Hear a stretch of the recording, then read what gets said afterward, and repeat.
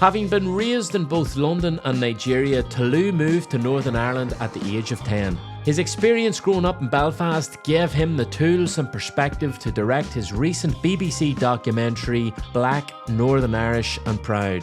A superb piece of work delving into racial relations and what it's like to be black in Northern Ireland. Like I said before, compared to here and like other cities like London, everyone even in the documentary say like, you know, here's more friendly, and most of those experiences in terms of like race relations and, you know, more of the negative stuff they've experienced comes from, like you said, a lack of seeing people from a diverse background. Like I remember when I first moved here, people would always ask me if I like 50 Cent, and it's like, I mean, yes, I like 50 Cent, but why is that the go-to? I could like, you know, someone else. Hear Tolu's story on The Scene.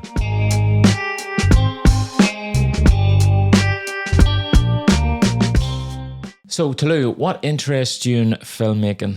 I think for me, it was like my earliest memories of films growing up was like my mom would always have like an amazing collection of like late 90s, early 2000s action movies. Like, so I always grew up watching a lot of Jackie Chan's work, John Woo, Steven Seagal, Jet Li, all those kind of. And were they like the native like Hong Kong movies? Were they the American action stuff? Kind of, and I think at this time it was we were either in London or Nigeria, but I think it was Nigeria at the time, and like those were the only movies I watched. Apart from that, the only other, you know, movies I was aware of were like Nollywood movies, and those would always scare me. Like growing up, I don't know, a lot of them had like, I guess what we'd consider like horror elements, like a lot of black magic and voodoo type of stuff. So like I always kind of stayed away from that and watched the lighter kind of action movies like Jackie Chan stuff. Where was this? So you grew up in London, did you? Yeah, born in London, and then like primary school age, there was a bit of back and forth between London and Nigeria because my father lived in Nigeria at the time, and then me and my mum were in London. So we moved back to Nigeria.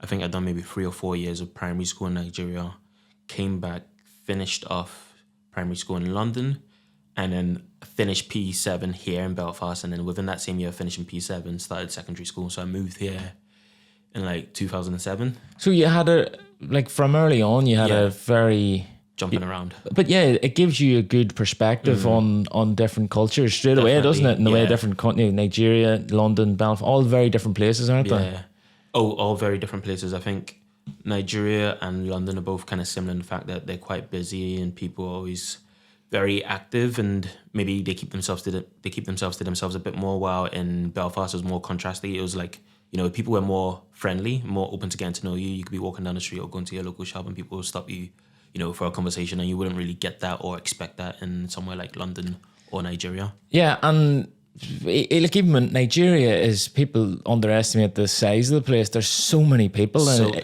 they reckon by the end of the century it's going to be the highest populated country in the world. Every time I tell people the population, I think it increases by like 5 or 10 million. Like at the moment, the last time I spoke to someone, I think I told them it was like 215 million.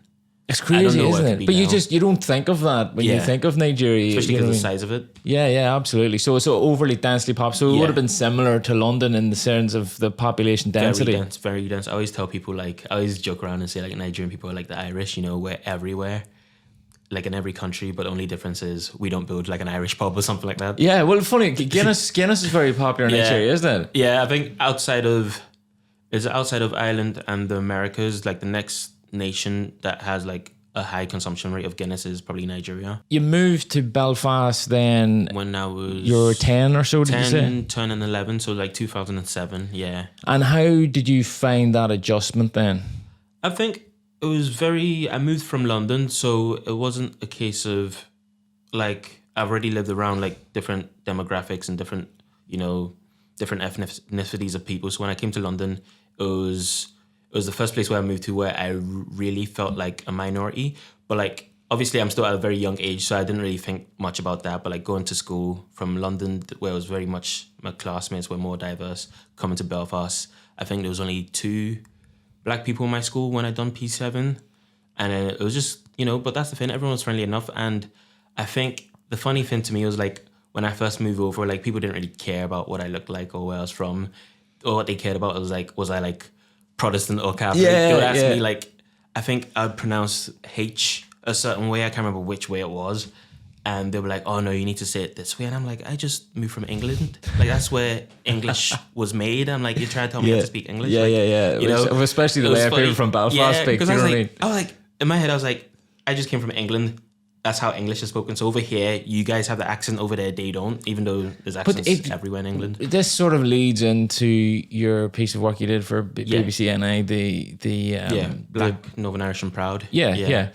Black Northern Irish and Proud, and you've touched on a few things there that you seen at school. And I seen it too when I was growing up. Funny enough, because when I was in primary school, I remember when there was our school. It was all white kids in our school, and there was a guy and his sister from Hong Kong came in for the first day, and the first PE class, he was wearing Ranger shorts. And it wasn't in the schoolyard. It wasn't look at this boy, Chinese boy, this guy from Asia. You know. There wasn't a focus on the way he looked. It was the fact that he was wearing a pair of Ranger shorts, and that's what everybody was going on about. People would ask me, who do I support, like Rangers or Celtic or Glentoran or like Linfield, and like at this point, I didn't know about any football outside of the Premier League. You know, like I grew up supporting United because of my eldest cousins support United. So I was like, I don't know anything about these teams. Yeah, like, well, this guy, he was wearing the Ranger. He was in Scotland for a while, so he was wearing these Ranger shorts, right? And we're in a Catholic school, so that was the talk. He's wearing Ranger shorts, but like within a couple of weeks, he was wearing Celtic tops. You know what I mean? And that was just his way of trying to fit into that specific community that he was in. You know what I mean? Wow. I think that's just, pressures from your peers on your surroundings. It's like you try to fit in, essentially. Absolutely. But it becomes like a core element of the piece of work that you did that I found very interesting, where there was like two things going on. There was the fact that in your documentary, it's all about how black people are growing up in Northern Ireland and from various different circumstances. And the couple of things going on was, one of them was where they seen the focus on the Catholic Protestant thing rather than the race thing. But then the other thing was, because they were in such a minority, was that when they got racially discriminated against, it isolated them more. Definitely. Would that make sense? Definitely, yeah. I think in terms of whenever you mentioned about like the focus on, religion, I think it was Sean in the documentary towards the end. He had this anecdote he shared where he was in a bar and someone asked for like a black bush and looked at him and said, "Oh, no offense, mate." And he tells the story how someone corrected that guy and said, "We have a color problem here, but it's not, black and white. It's green and orange." I think that documentary came about because the producer Lindsay reached out to me, wanted me to direct it, and at that point, I hadn't directed like a documentary project. I've only directed, music videos, and I'd shot one short documentary beforehand, so I wasn't necessarily all that experienced. But I don't know, he had the faith in me. He said, "We need to make this project. It's the right time to do so."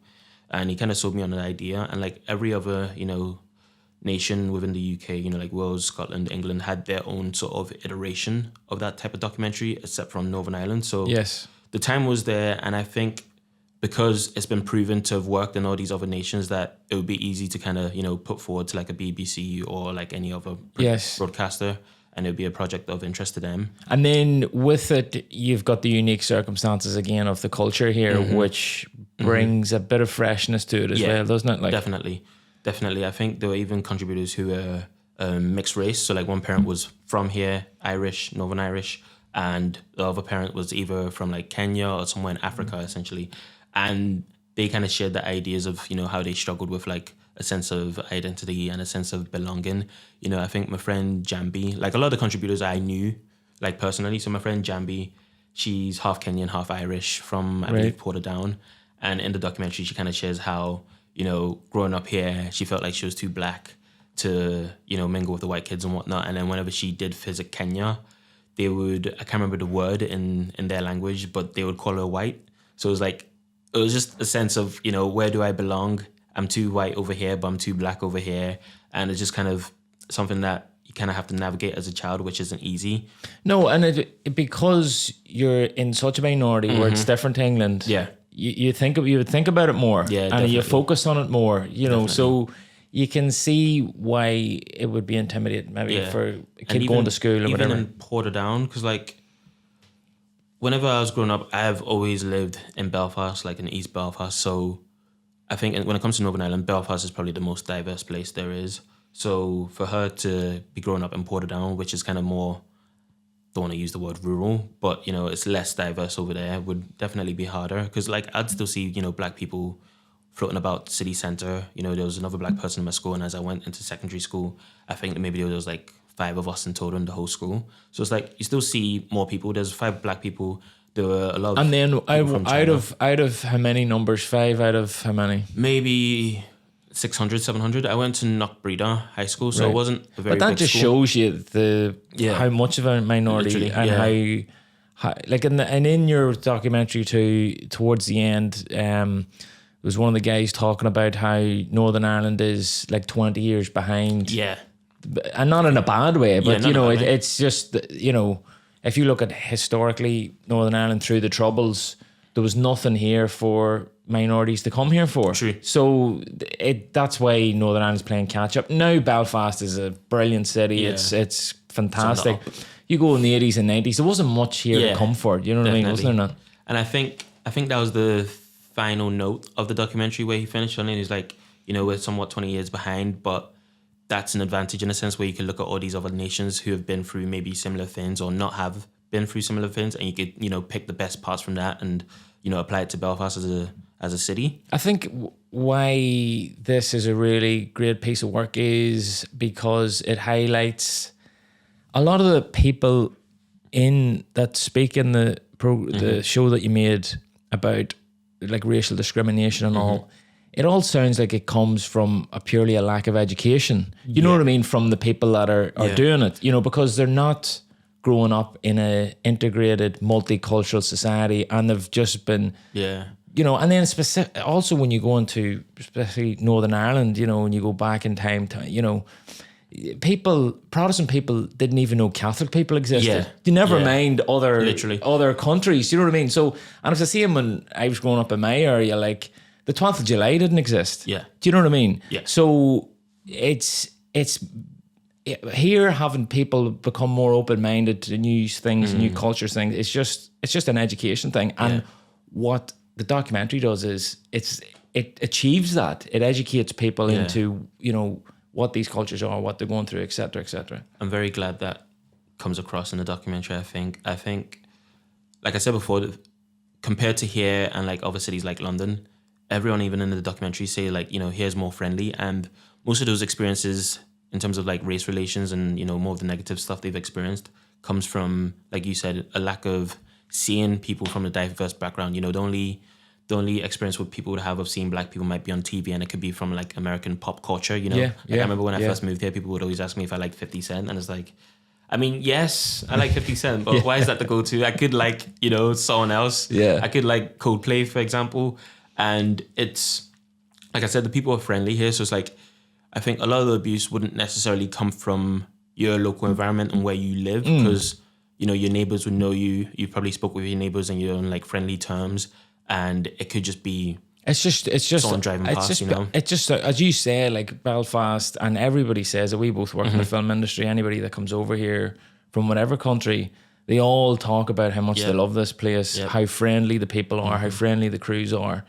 But the any racial discrimination that sounded like within the show was from people that just didn't know any better, and it was just making, you know, it's just stupid. Like you talked about the Black Bush comment, that was a prime example, wasn't it? Like that isn't offensive in any way. It's the name of a drink, you know. Yeah, you could say Black Bush, you could say the word black, you know. And then it's for people. It comes from people's lack of understanding of it, but also from the culture of the cancel culture of everybody being hypersensitive to everything. Definitely. So they're afraid to say any sort of word. And No, you're right. Do you know what I mean? Yeah.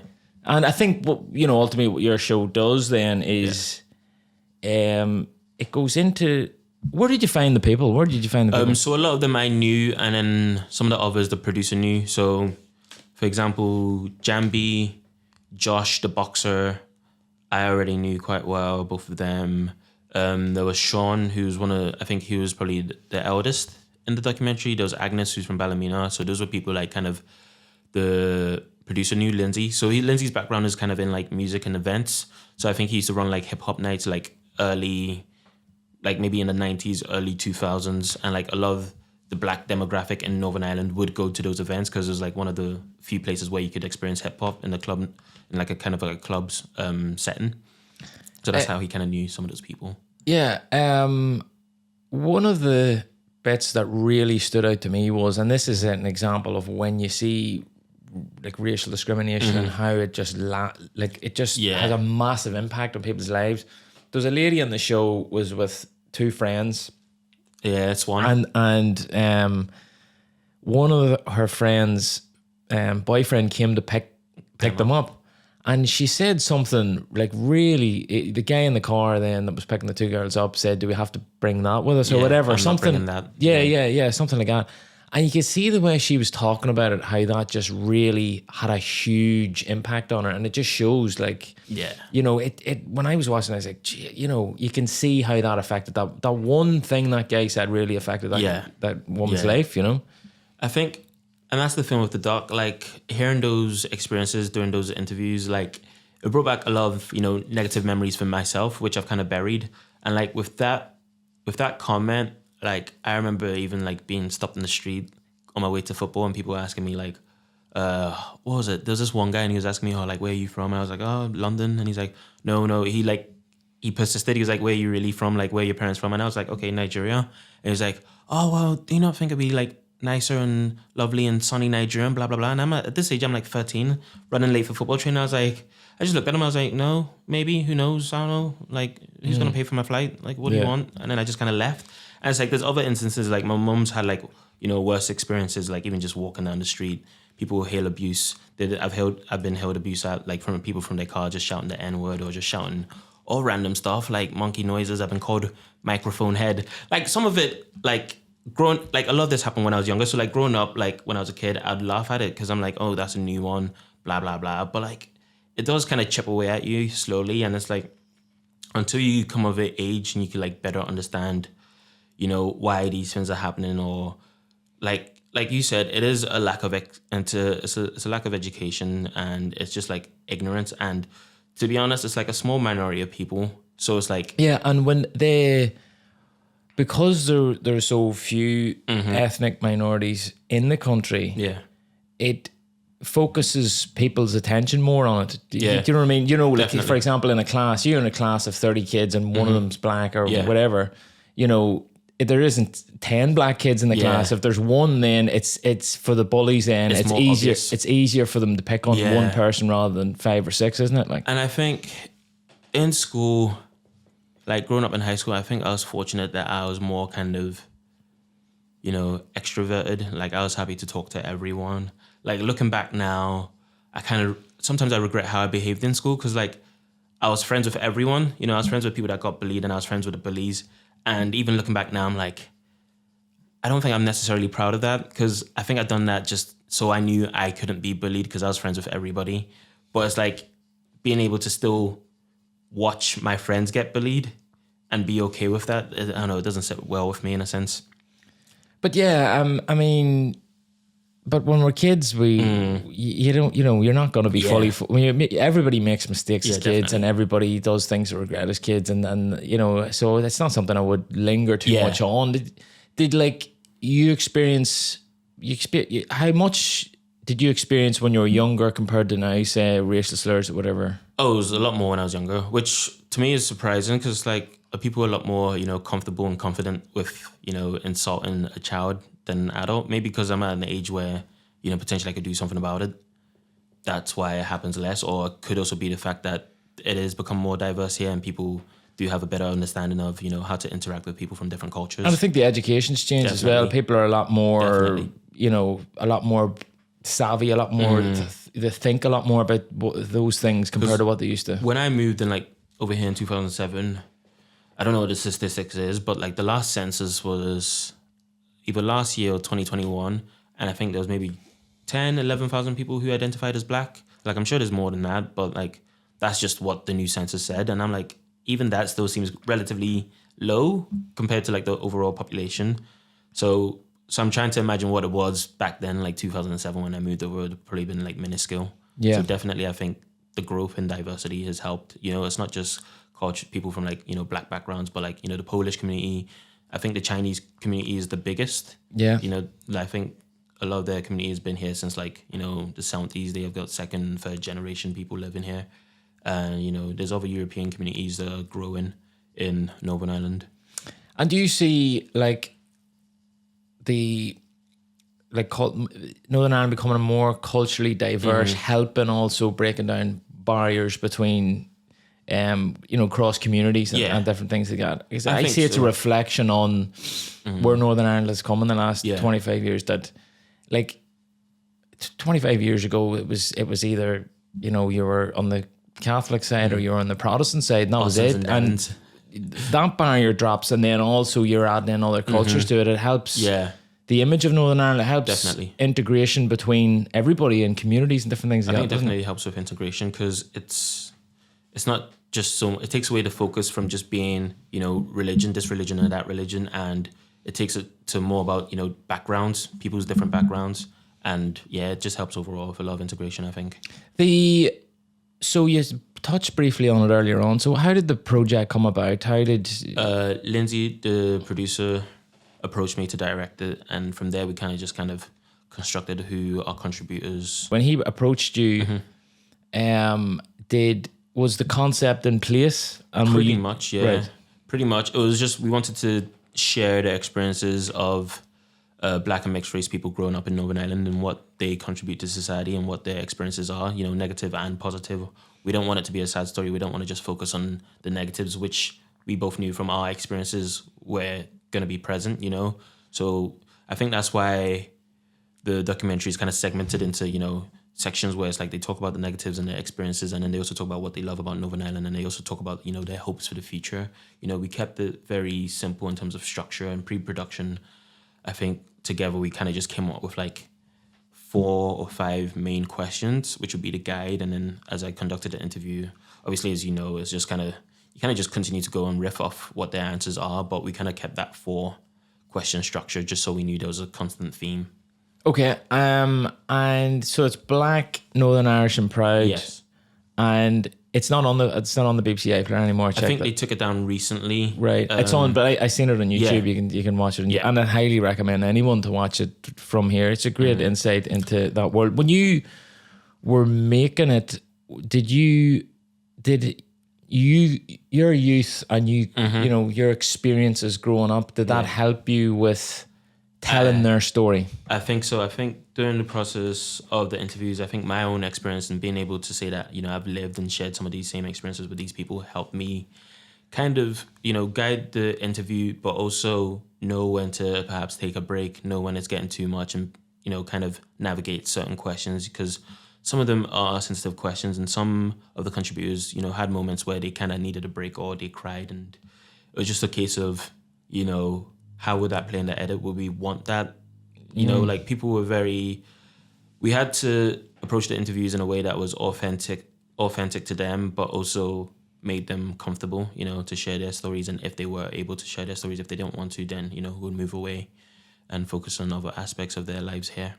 And then, and the great thing about the documentary too is what racism and race and the integration of different cultures with each other, and it's not like racism. It's not a black and white thing. Do you know what I mean? Which, unfortunately, about today's society is people don't like having conversations about things. It's all headlines, and that's Twitter's a big reason behind that. It doesn't matter what it is, if it's politics, if it's race, it's about Gaza, Israel, or whatever. It's like headline versus headline, and nobody. Once you say your stance on something, people will jump down your throat straight away. But the point is, these people are telling detailed stories that have a lot of context to them. Yeah. It's not just literally, oh, you're black, you're white. There's a lot more to it than that, isn't there? There's even the culture of the way they dress, the way they style themselves and different things like that, and how that's different to people from here. So it's more complicated than just the black and white. Happened and blah blah blah. Yeah, it gives. I think what that we accomplished was be able to tell their story. So it's not just, like you say, it's not just black and white. People were actually able to give their opinions and stuff, and also share those experiences and how that is for them now and how they've overcome those experiences. It isn't just the headline. And I think one of the things I loved about it was like whenever we got a bit of press about it, and like the Belfast Telegraph, the headline was, something like, we don't want to just tell a sob story. And I think even just that headline alone kind of gives you an idea, okay, like something negative happened here, but clearly that isn't necessarily the main focus. When you were directing, making it, did you have the whole shape of the story before you went into it? Or did the final product, did it change along the way? Did you find the story more so in post-production, or, you know, did things change along the way? I think with documentaries, it's always more than likely going to change in some way, shape or form. I think we kind of went into very open-minded. We wanted to just conduct the interviews first, and then based on the interviews, see where that would take us, you know, what other characters to focus on, what else to film, you know, whose family should we go and visit and document more with. But like once we conducted the interviews, I think it was at that point BBC had acquired it. So they done pretty much all the post-production and also some pickup stuff. So they continued to film with, I believe, Josh, the boxer, and Swan, who shared that story about, you know, getting left behind at the ice bowl. So it was like once the BBC acquired it, I was working at the time, so I couldn't really be too involved in the edit. But I think ultimately I'm glad and happy with what the BBC done, and then the story still shines through. I think if I had more time, I probably would have took it slightly differently. I think there was always one scene that played in my mind that I wanted to capture, and that was more of like a kind of like a round table discussion. I feel like it would have been great to have our contributors interact with each other to get the different perspective of their different stories, because some people had, you know, worse experience than others. Some people, even though they're all black in their own way, just the experiences were still very different for a lot of them. Yeah, and that's interesting you say that, because like it could be one incident changes someone's complete perspective on a whole country and a whole culture, couldn't it? And I think the narrative of the documentary comes across, you know, it speaks about like the black community here. And I feel like that scene the scene I wanted, where it would have been them together discussing, you know, laughing, sharing stories, etc., would have really visually shown that there is a community here. And I think that would have been strong to have. Yeah, and there's a difference then with documentary filmmaking and fiction filmmaking. Yeah. Is fiction filmmaking something you're interested in the sense that, you know, documentary changes over time as you're doing, but normally with fiction filmmaking, the story's set in stone almost. It's come up with in the prep. You know, once you've the script, there's some maneuvering that you do from the script, but it's different to documentary like that, isn't it? Yeah. You know, with documentary, you can't predict what's going to happen in real life. So sometimes, you know, it can take you in different directions. Are you drawn more towards like that organic process in documentary, or, you know, is fiction what you want to sort of move into, or do you like both? Yeah, I definitely like both. I think it's hard to say because, like you said, documentary is so flexible and it could go any direction. You know, you might start off trying thinking this is the story, and then when you interview just one character, you're like, all of a sudden that character is a story and you go on a journey with them. But I think I want to try my hand at scripted. You know, I want to do a couple short films to see what I think about it. I think I would like the structure a lot more just because, you know, you do have an idea of what it's going to look like at the end from the very inception with the script. So I think at the moment... Because you've started working then in the film industry on set, so I suppose that's maybe inspired you a bit, you know, if you're talking about looking to want to get into fiction filmmaking. Like I've worked on film sets for years, and it's invaluable what you learn on a film set, isn't it? Definitely. I think it's coming up to like 2 years now. I think I've worked on maybe 5 sets, 6.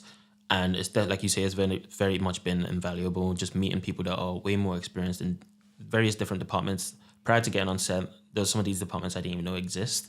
And then you kind of see the importance of them. You see the collaboration everyone plays to make something that's great, make something that's cohesive, make something to tell a story, essentially. And I think that's been really eye-opening for me, because coming from a background where it's mainly documentaries, you can almost get away with shooting an entire documentary yourself or have a skeleton crew. Yeah. So to see the size of crew that's needed to shoot like, I don't know, 100 million budget movie or even just like a TV show. So you worked on Lift, didn't you? So Lift's upcoming Netflix film coming out in January. So what was that? So you've gone from, right, you're making a documentary you're directing this documentary, small number of you know, crew of maybe 5, 6 at a time or whatever, even less maybe. Yeah.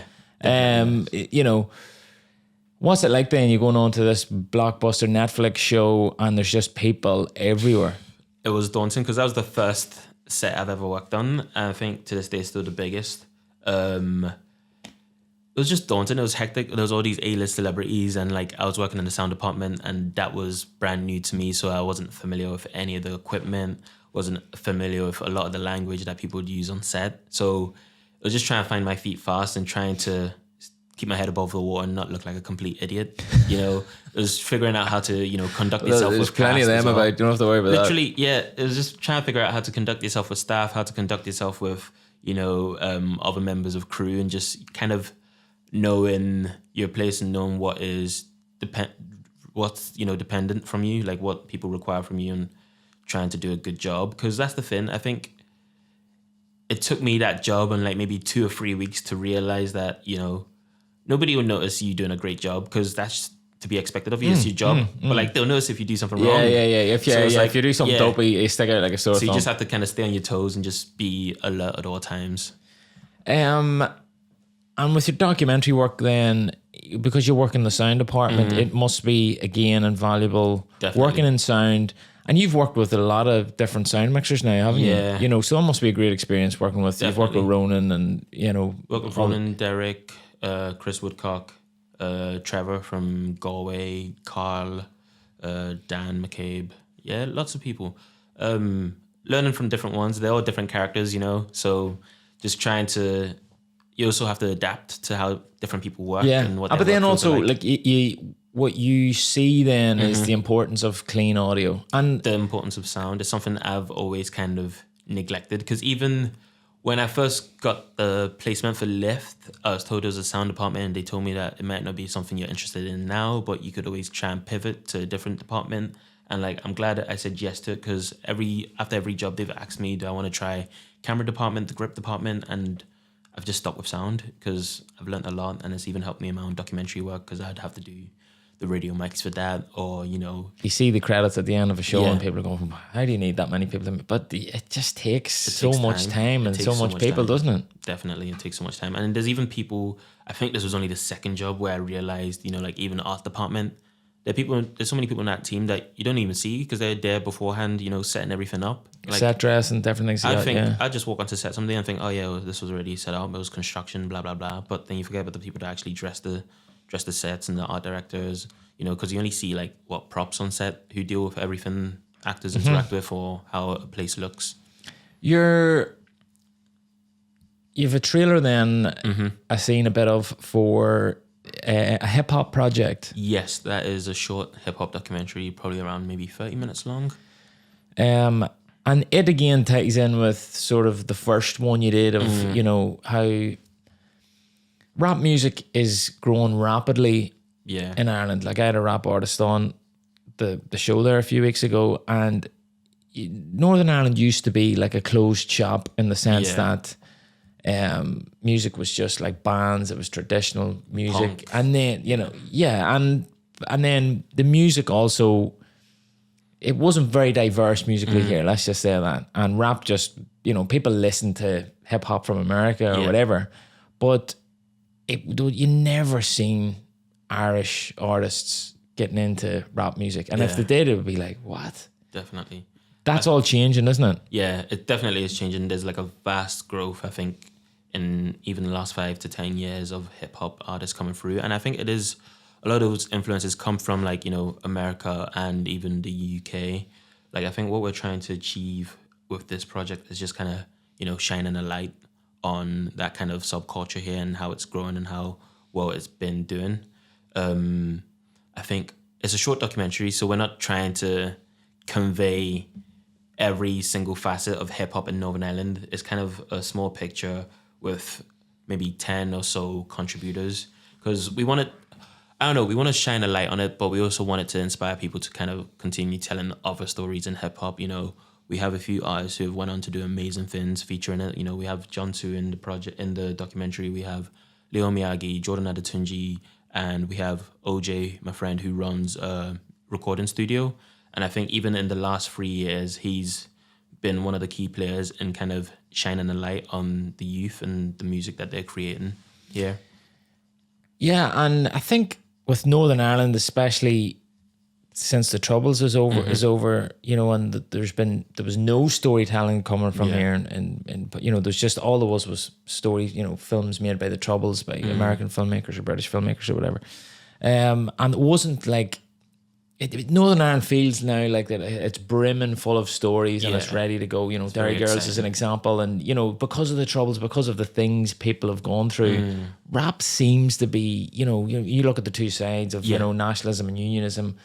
Rap seems to be something that could evolve from that, you know, because rap can be used as a way of people express themselves politically, isn't it? Definitely. I think we didn't interview them, but my friend I mentioned, OJ, who runs a recording studio, he has a project with two rappers from, you know, both sides of the divide, and they've done a collaborative mixtape that comes out very soon. I think it comes out maybe end of this month, and it just shows like these people are talking about like their real life experiences living in the, you know, environments that they do and what they've, you know, overcame, what they lived through, you know, because they don't come from necessarily great backgrounds or affluent backgrounds, but for them to collaborate and that, you know, relating factor for both them being music was kind of something beautiful to see, you know, like people, you could build communities from even, you know, like people that are living across the divide, they could still come together because there is this common ground. And I think that's kind of similar to, you know, stories I've heard about, you know, communities coming together because of the punk era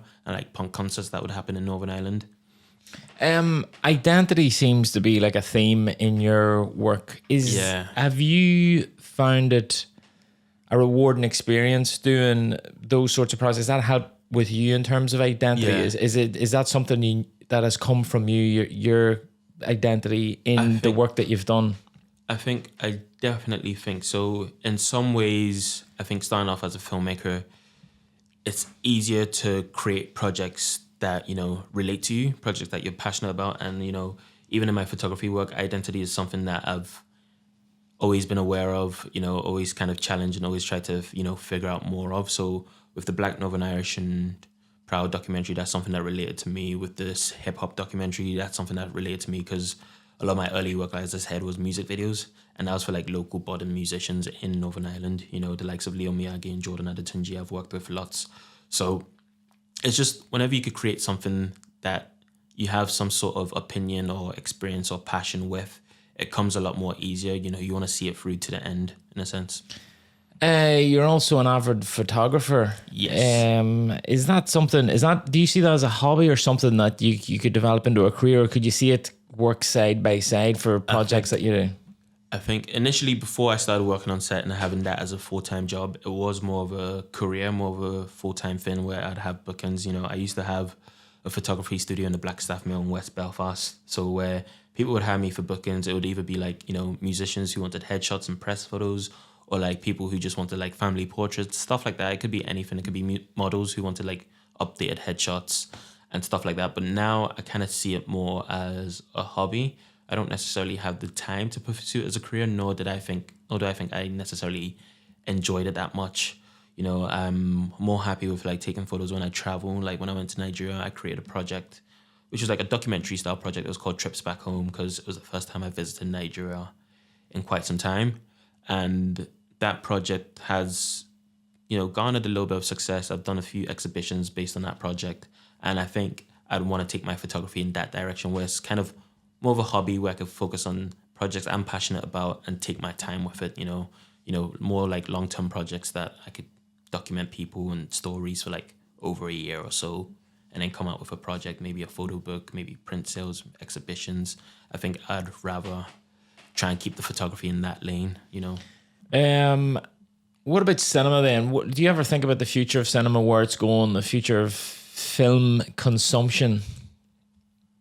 Not so much, you know. I'm more focused on kind of like just having ideas and executing them. Like, but do you ever think about the platforms you go? Yeah, right. I would love to execute on, because I think of cinema is my favorite. Yeah. But the way I look at it and the way I look at the number, streaming. Yeah, it's everything's moving towards streaming, and the people that tend to have big hits in the cinema these days tend to be people that have been having hits for a while. Exactly, they've had hits for the while, so they have had leverage to get big budgets, and but they're becoming less and less. Even a lot of big name directors aren't getting movies made. They're not getting movies in the cinema. Streaming platforms to, Richard Linklater, he had a film out there. He done Boyhood, wasn't it? Yes, he done Boyhood, but he's got a film out and it's done the film festival circuit and hasn't been picked up yet. Apparently, David Fincher's movie's gone straight to Netflix. So, do you ever think about, like, have you got mapped out, right, this is what I would love to do? I would love to make a film in this genre. And do you ever think about how you're going to get there? Yeah, not in depth, because I don't know, how close I am to that stage to where I'll be doing a feature film for such a network like this. But I think before Fins, there's always going to be evolution. Fins are always going to evolve. Like, I would love to make a film and have it theatrically released, how it's always been done, how I kind of grew up watching, but if it's a streaming provider that comes and they want to fund a project, you can't necessarily say no, because there are no guarantees. Like you say, like a lot of these, established directors are still struggling to get a film that they want make, and we're seeing a lot less, original narratives being told in cinema. A lot of things are like either spin-offs, reboots, or, franchise-based. There's only a few big directors there's only a few even new directors or small directors that are getting, 100 million to do like a completely new script. Like, I think in recent years is what Damien Chazelle, and then you get like the big names like Tarantino, Martin Scorsese's, but there's only a few new directors that can get 100 million to do an original script, an original screenplay that has no... Yeah, but the thing, when a new filmmaker comes along and they have a big hit, it's rare that happens now. Very rare.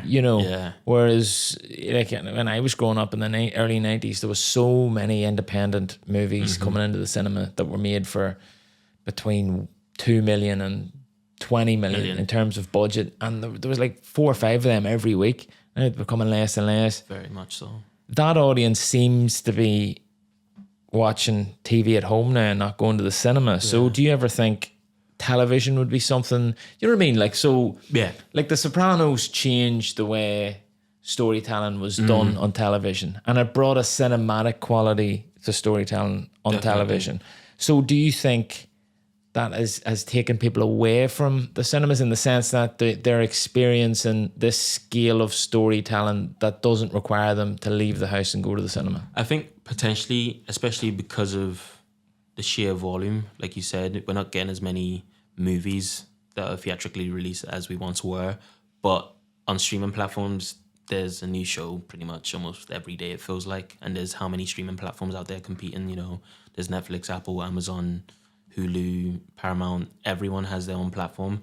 I think it is leaning towards more TV, and that's something I definitely want to try my hand at. I think I just want to try kind of all forms of storytelling, like with my filmmaking work. I've tried music videos, I've tried documentaries, now I'm trying to do short films, my photography work as well. It's just all forms of kind of storytelling as a whole. So TV is definitely something that interests me, but I'd say my first love is definitely cinema, and that would be, I don't know, I'd love to do both. Yeah. I love that. To have a film come out in the cinema and all, it's I think that would be like the pinnacle. But TV also is not far behind. Yeah.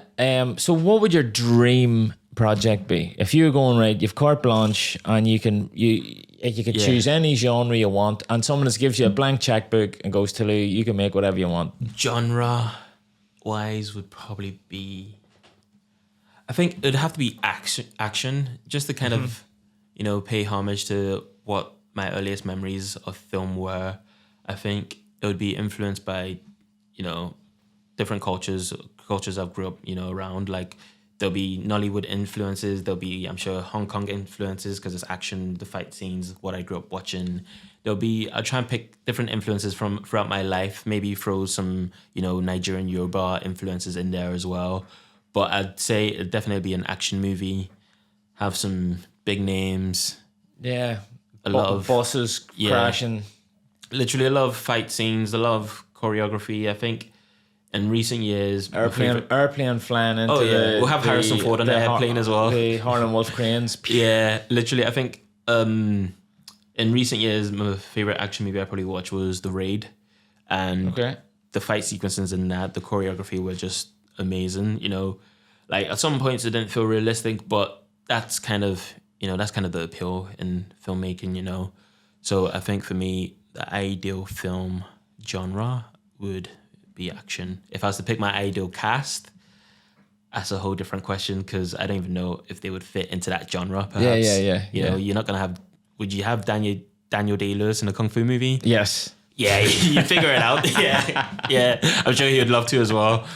I want him as Mr. Miyagi in the remake of The Karate Kid. I'd love to see that. I imagine. What does the future hold for Tolu then? A lot more learning, definitely. And as I said before, I don't consider myself much of a writer, and that's something I want to, figure out more. I want to be able to write a decent script for myself because I have a lot of ideas and I'm always trying to figure out a way to execute them. So definitely a lot more learning, a lot more short films. I haven't made a project where we've done some sort of festival run. That's something I wish we could have done for even the Black Northern Irish and Proud documentary. A lot more films, maybe, experiment with like commercial work, try and get into that field, see what that's like. I just want to... You're at a stage in your career I want where to discover. you want to discover things. You want to try different things. So that's why you're doing the photography. And you've done the documentary work. You're doing short films, and I think this is all great because the photography will sort of map your mind into framing shots visually. Stanley Kubrick was a very famous photographer before he was even a filmmaker, and that's where his whole. And you can see a lot of references in his works. Like I remember like a friend of mine done like a photo shoot where it's like two people kind of holding hands, and it's like the twins in The Shining. And I've done work like that. I have a photo that was featured in the British Journal of Photography like that, and people always ask me what the inspiration was, and they always think it's Kubrick, but it was Diane Arbus, who's a photographer, and she influenced Kubrick's work, and that's why he had that shot.